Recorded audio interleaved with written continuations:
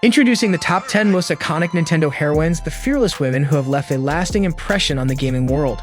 These women broke the mold and proved that heroes can come in all shapes and sizes, and that there's no limit to what they can achieve.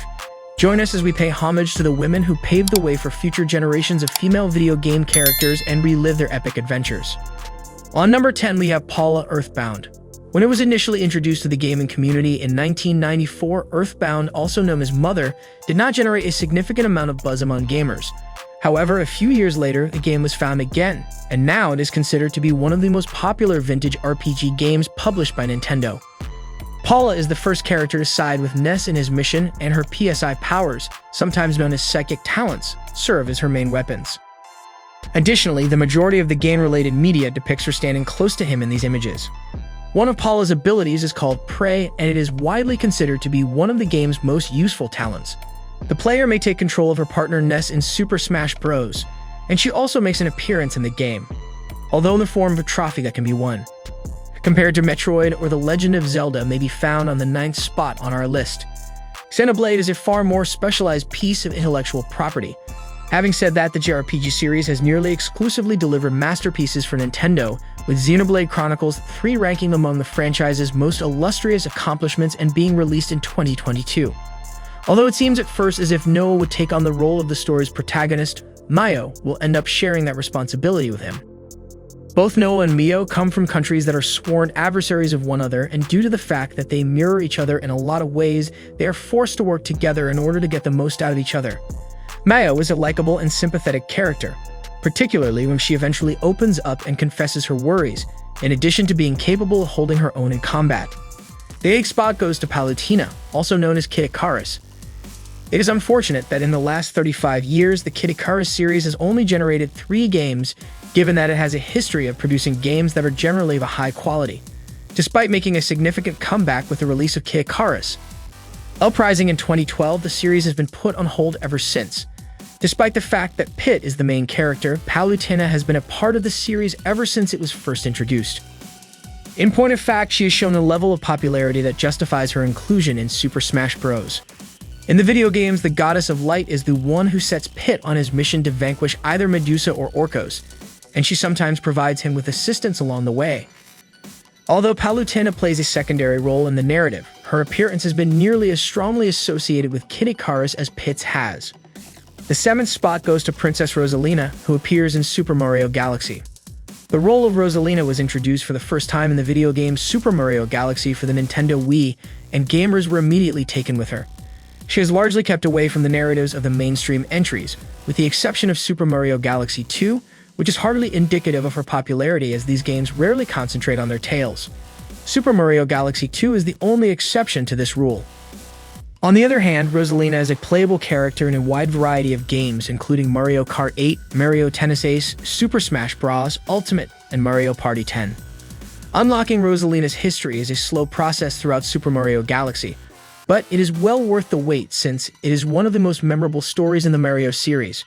Rosalina, when she was younger, had a chance encounter with a Luma who was seeking for her mother, and she consented to go with the Luma while she searched the galaxy for her mother. They eventually established a permanent settlement there and constructed an observatory to use as the Luma's primary residence. Rosalina eventually came to terms with the pain she had over the loss of her biological mother as she became closer to her new family. On number 6, we have Pokemon's playable characters. There are many memorable personalities in the Pokemon franchise, but it's probable that a player's favorite will be from the generation they started with. It is impossible to ignore the fact that the anime is responsible for Misty's immense popularity, despite the fact that she plays merely a supporting role in the video games. The characters that can be controlled in Pokemon are hardly distinguishable from blank slates, and beyond their appearances, they don't display any personality. Regardless of this, characters like Dawn, May Rosa, and Akari are famous heroines in their own right, and fans of their individual games will never forget them for the rest of their lives. Dawn and May have a little advantage over their rivals as a result of the popularity of the anime versions of both characters. Lucina and the Fire Emblem Awakening takes the 5th spot on our list. Lucina is a well-known and well-liked character among players, and she is included in a significant portion of the game's advertising and media coverage. She makes her initial appearance in Fire Emblem Awakening under the guise of a character named Marth, which indicates that she is a protagonist of the game, which implies that she is third in significance in terms of the storyline.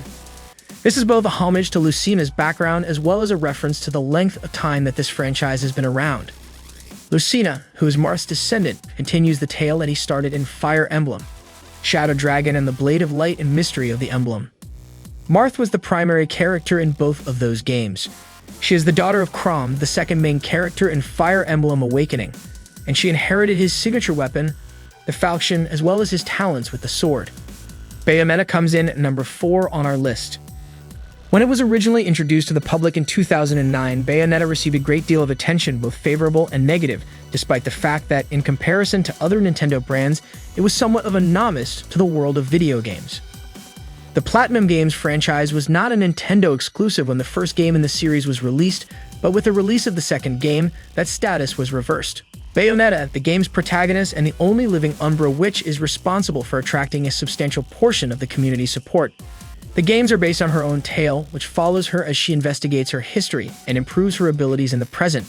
The animation that is often reserved for female characters in video games does not have another example of her exaggeratedly feminine shape. On number 3, we have Princess Peach, Mario Bros. Princess Peach of the Mushroom Kingdom is one of the characters that the general public associated with the Nintendo brand name. Princess Peach is not only a symbol of the immensely successful Mario Bros. Series, but she is also a symbol of Nintendo. This was the princess who was stranded in a different castle at all times, and the fact that she was a damsel in distress served as the impetus for Mario's journey. Peach is her common name, and she's appeared as a playable character in the series on several occasions. She even has her own games where she is the main character. Due to copyright concerns, she played the role of Princess Toadstool in the animated series. Nevertheless, the fact that she had such a distinctive face meant that this was not a problem.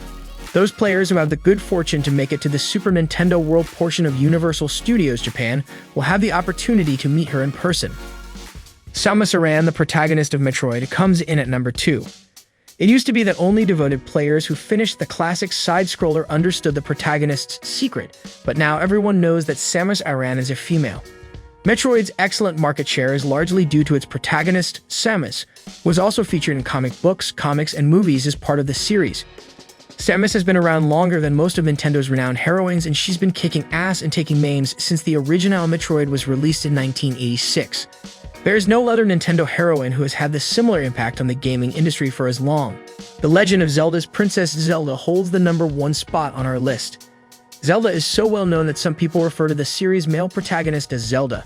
There are several pop culture allusions to Princess Zelda, who not only rules Hyrule, but also the Nintendo organization and the hearts of players worldwide.